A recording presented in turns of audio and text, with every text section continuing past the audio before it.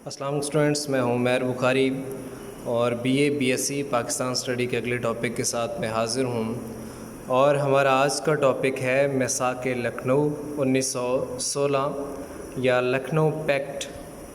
میثاق لکھنؤ مسلمانوں اور ہندوؤں کے درمیان اتحاد کا نقطۂ عروج تھا۔ یہ اتحاد کیسے وجود میں آیا، اس کا تھوڑا سا بیک گراؤنڈ ہے۔ شروع کرتے ہیں تقسیم بنگال سے۔ تقسیم بنگال پر خاص طور پر ہندو نے اس پر ریئیکٹ دیا، لیکن اس پر انگریزوں کا رد عمل مسلمانوں کو زیادہ مایوس کرنے والا تھا کہ جب انگریزوں نے 1911 میں کانگریس یا ہندو کے پریشر میں آ کر بنگال کی تقسیم کو تنسیخ کر دیا، اس سے مسلمان بہت زیادہ مایوس ہوئے، اور پھر 1914 میں پہلی جنگ عظیم شروع ہوتی ہے تو مسلمانوں نے ہندوؤں کے ساتھ مل کر انگریزوں کو پریشرائز کرنے کا سوچا۔ خاص طور پر قائد اعظم محمد علی جناح، جو کہ اس وقت کانگریس اور مسلم لیگ دونوں کا حصہ تھے، انہوں نے کانگریس اور مسلم لیگ کا اتحاد کروایا اور سفیر امن کا لقب ان کو ملا۔ تو یہ 1916 کا جو میثاق لکھنؤ تھا، قائد اعظم کی سیاسی بصیرت کا منہ بولتا ثبوت تھا۔ تو یہ میثاق لکھنؤ جس میں مسلمانوں نے کافی چیزیں حاصل کیں، یہ بعد میں ہندو اس پر کافی پچھتاتے تھے کہ یہ ہم نے کیا کر دیا۔ تو میثاق لکھنؤ جو ہے یہ اس کے کچھ اصول ہیں، جن میں سب سے پہلے ہے جداگانہ انتخاب۔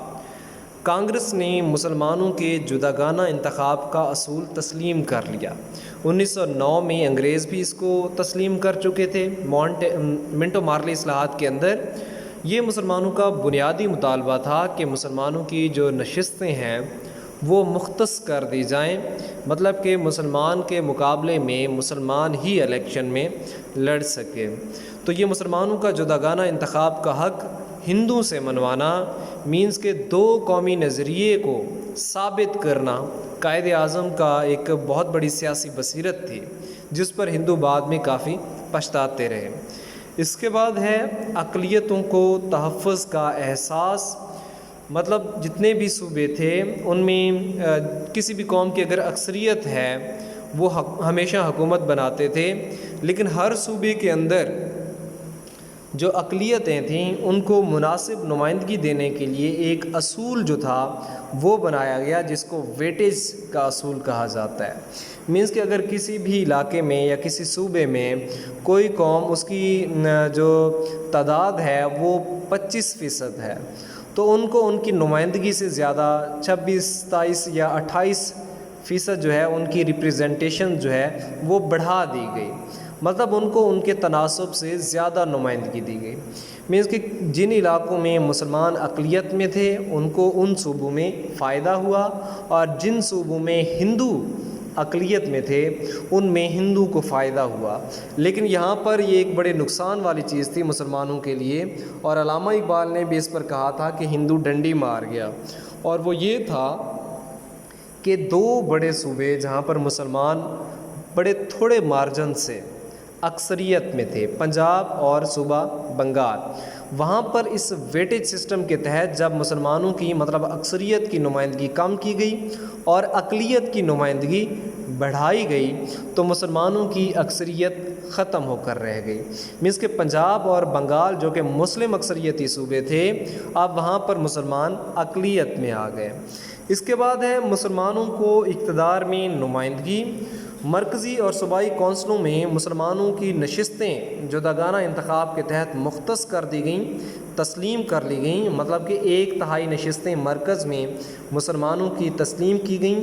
یہ بھی مسلمانوں کا ایک بڑا درینہ مطالبہ تھا کہ مسلمانوں کی نشستیں مخصوص ہوں اور 1/3 ہوں۔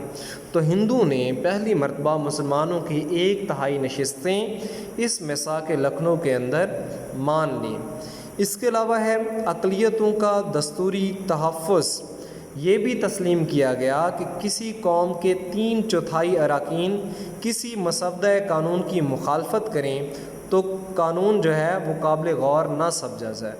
مطلب کہ اگر 4 میں سے 3 لوگ کہہ دیتے ہیں کسی قوم کے کہ یہ ہمارے مذہب کے خلاف ہے، 40 میں سے 30 کہہ دیتے ہیں یہ ہمارے مذہب کے خلاف ہے، تو وہ قانون جو ہے یا وہ مسودہ جو ہے وہ ریجیکٹ سمجھا جائے گا۔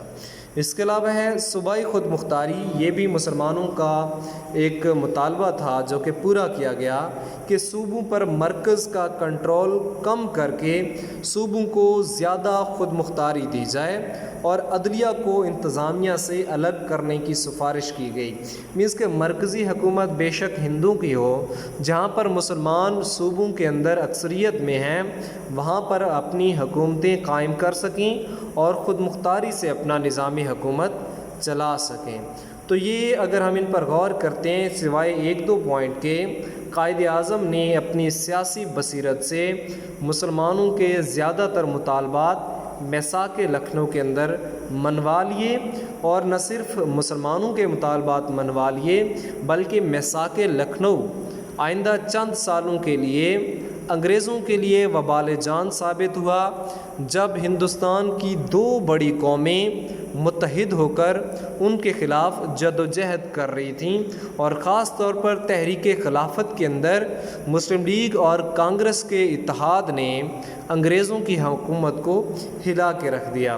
تو ہم دوبارہ یہ چند پوائنٹ جو ہیں ان کو ریپیٹ کرتے ہیں، جن میں جداگانہ انتخاب کا حق، یہ مسلمانوں کا جداگانہ انتخاب کا جو ایک مطالبہ تھا یہ منوا لیا گیا۔ اس کے علاوہ اقلیتوں کو تحفظ دینے کے لیے ایک ویٹیج سسٹم متعارف کروایا گیا، مینس کہ جو بھی قوم کسی صوبے میں اقلیت میں ہے ان کو ان کے تناسب سے زیادہ نمائندگی دی جائے گی۔ اس کے علاوہ مسلمانوں کو اقتدار میں نمائندگی دی گئی، مینس کہ جو صوبائی اسمبلیاں ہیں یا مرکزی اسمبلی ہے وہاں پر مسلمانوں کی نشستیں جو ہیں ان کی تعداد کے حساب سے زیادہ رکھی گئیں، 1/3 نشستیں مسلمانوں کو دی گئیں۔ اس کے علاوہ اقلیتوں کا دستوری تحفظ جو ہے، مینس کہ کسی بھی قوم کا، کسی بھی اقلیت کا اگر 3/4 مطلب 4 میں سے 3 اسے اپنے مذہب کے خلاف قرار دیتے ہیں تو وہ مسودہ جو ہے قابل غور نہ سمجھا جائے گا۔ اس کے علاوہ صوبوں کو خود مختاری دی گئی، مطلب کہ مرکز کا کنٹرول جو صوبوں پر تھا وہ اس کو کم کیا گیا، اور عدلیہ کو انتظامیہ سے الگ کرنے کی سفارش کی گئی۔ یہ ہمارا آج کا چھوٹا سا ٹاپک تھا جو کہ امتحان میں نوٹ کے طور پر آتا ہے کہ جیسے میثاق لکھنؤ پر نوٹ لکھیں۔ تو آئندہ نیکسٹ ٹاپک کے ساتھ انشاءاللہ حاضر ہوں گے، تب تک کے لیے اللہ حافظ۔